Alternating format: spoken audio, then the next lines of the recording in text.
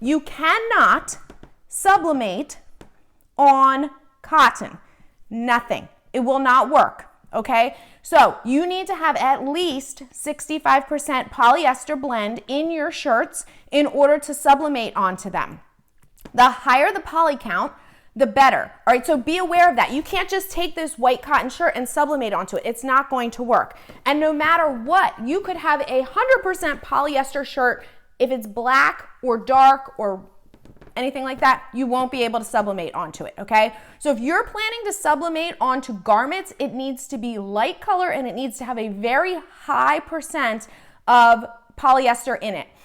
If you're not sublimating on shirts and you're using other things like blanks, number 3 tip, you cannot just go to the store and buy any old, cup, mug, tumbler, whatever, and sublimate onto it. It needs to be sublimation ready. It has a poly coating on it that is what absorbs the ink during the process of sublimating with the high temperature and the pressure, okay?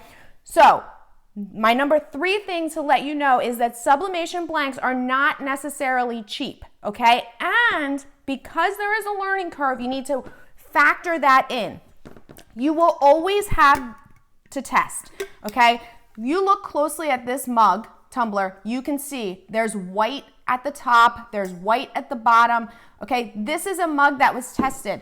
After I got, the settings correct and everything like that with my heat press, my mug press, my tumbler press, then you're able to get, beautiful, perfect tumblers. But there is some testing required. So number 4 is expect a learning curve. There's really 2 spots where, you need to take some time to learn. One is the print manager. Whether you're using an Epson or a Sawgrass, you will have to go through the print manager in order to get the best prints from your printer. So you cannot just go file print and expect to get good high quality colors, vibrant colors.